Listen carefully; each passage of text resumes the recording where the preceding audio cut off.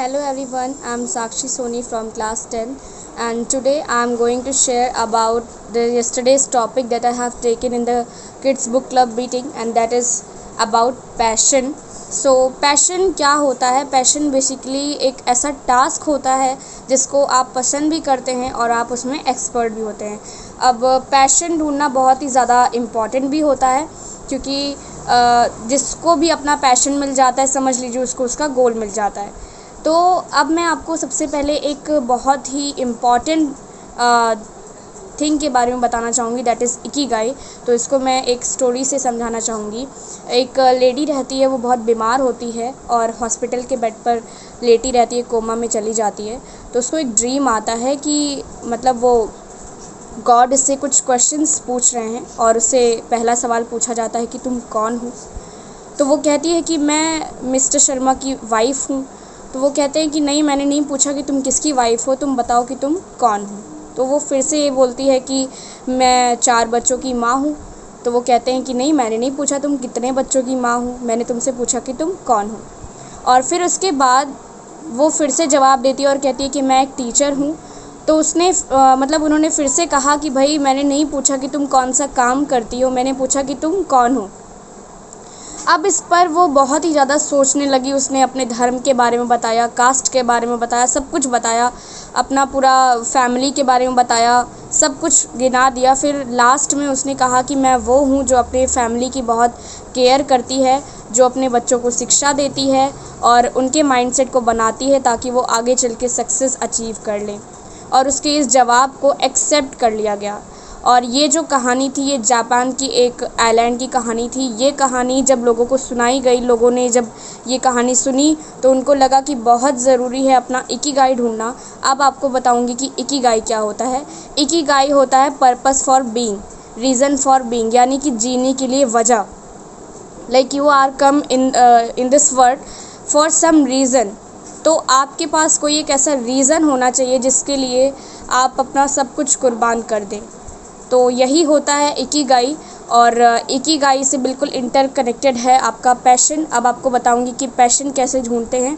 आप सभी एक पेन एंड पेपर के साथ बैठें और जो जो बताती जा रही हूँ उसको आप नोट करते जाएं। तो सबसे पहले एक बड़ा सा स्क्वायर बनाएं। स्क्वायर के 4 पार्ट्स, स्क्वायर को आप 4 इक्वल पार्ट्स में डिवाइड कर लें और आपको पहले स्क्वायर में लिखना है कि मैं इस काम को पसंद करता हूँ और मैं इसमें एक्सपर्ट भी हूँ। वो सारी चीज़ें आपको नोट करनी है जिसमें आप एक्सपर्ट भी हैं और आपको वो काम करना अच्छा भी लगता है। वो कोई भी वर्क हो सकता है, डांसिंग, पेंटिंग, एनीथिंग। और नेक्स्ट स्क्वायर में आपको लिखना है कि I love this work but I am not expert in this. ऐसे कई काम होते हैं जिसको आप पसंद करते हैं लेकिन आप उसमें एक्सपर्ट नहीं होते हैं। बहुत से ऐसे वर्क होंगे जो आपके माइंड में होंगे, आप उसको सेकंड स्क्वायर में लिखें। और थर्ड स्क्वायर में आपको लिखना है कि I don't love this work and I am not expert in this. मतलब मुझे ये काम पसंद भी नहीं है और मैं इसमें एक्सपर्ट भी नहीं हूँ। आपको ऐसे भी काम कुछ होंगे जो आपको पसंद नहीं है और आप उसमें एक्सपर्ट भी नहीं हैं। आपको वो काम थर्ड स्क्वायर में लिखना है। और फोर्थ में आपको लिखना है I love this work and but I don't love this work but I am expert in this. ऐसे भी कई काम होते हैं जिसमें आप एक्सपर्ट होते हैं बट आपको वो काम अच्छा नहीं लगता। तो आप सोच कर बहुत ज़्यादा टाइम लेकर इसको बिल्कुल प्रॉपर बैठ कर आराम से सोचिए, ठंडे दिमाग से बिल्कुल केयरफुली ऑब्ज़र्व करते हुए अपने आप को अच्छे से आराम से बैठकर लिखें। इतना करने के बाद आपको ये देखना है कि आप अपना ज़्यादातर वक्त इन चारों स्क्वायर्स में लिखे गए टास्क में से किस पर देते हैं। कुछ लोग ऐसे होते हैं जो मतलब अपना ज़्यादातर वक्त नीचे के दोनों स्क्वायर्स में लिखे गए टास्क पर देते हैं, जो कि नहीं करना चाहिए। आप अगर ऐसा है कि आपको वो करना पड़ता है, नीचे के जो दोनों स्क्वायर में आपने वो टास्क लिख रखे हैं जिसको आपको करना पड़ रहा है, ऐसा है मजबूरी में करना पड़ रहा है, तो आप कोशिश करें कि आप उसके साथ साथ मैनेज करते हुए ऊपर के दोनों स्क्वायर के टास्क को भी लिखें। ये बहुत इम्पॉर्टेंट है अपने पैशन को ढूंढने के लिए। और अब आपका एक पर्सनैलिटी टेस्ट करना चाहूँगी जो कि बहुत ही स्पेशल नेम है उसका, बोलते हैं DISC personality test. So get ready for it. DISC personality test में भी आपको पेन एंड पेंसिल की नीड है।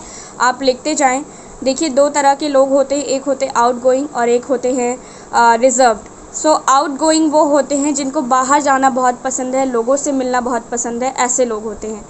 और जो रिज़र्व्ड होते हैं, रिज़र्व्ड लोगों को घर में रहना बहुत पसंद होता है और अपने में मतलब बहुत ज़्यादा उन्हें भीड़ भाड़ नहीं पसंद होती है, अपने में आपस में ही खुश रहने में उन्हें अच्छा लगता है।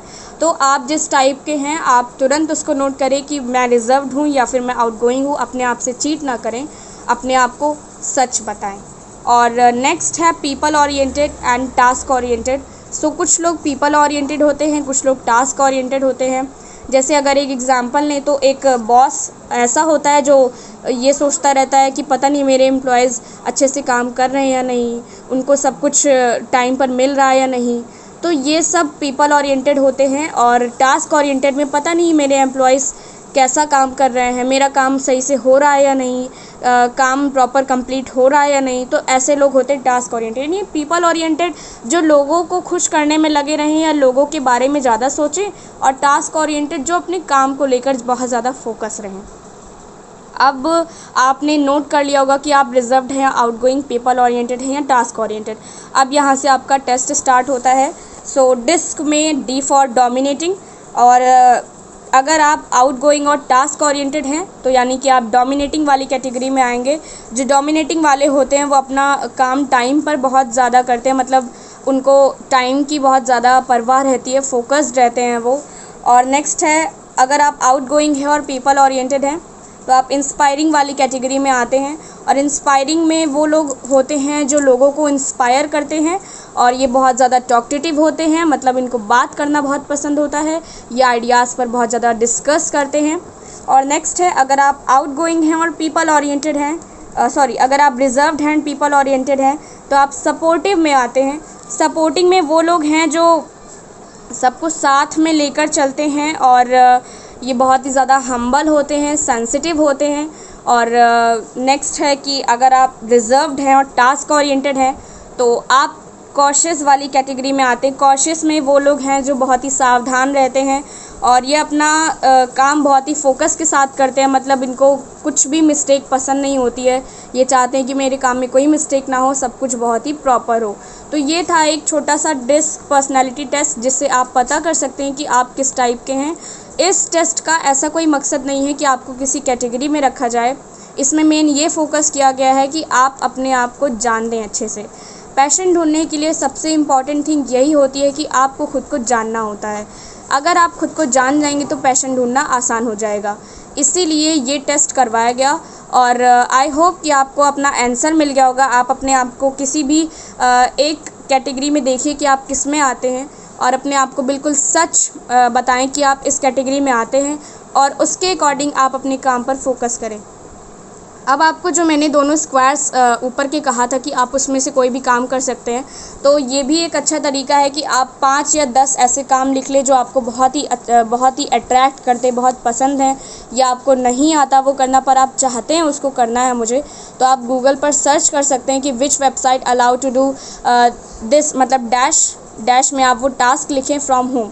और ऐसी कई सारी वेबसाइट्स हैं जो इंटरनेट पर अवेलेबल हैं जिससे आप उन चीज़ों को सीख सकते हैं और लाइफ में आगे बढ़ सकते हैं उस वर्क के साथ, उस गोल के साथ। So best of luck for all of you. I hope कि आपने अपना पैशन ढूंढ लिया होगा और आपका पर्सनैलिटी टेस्ट, आपने अपनी पर्सनैलिटी जान ली होगी कि आप किस टाइप के पर्सन हैं।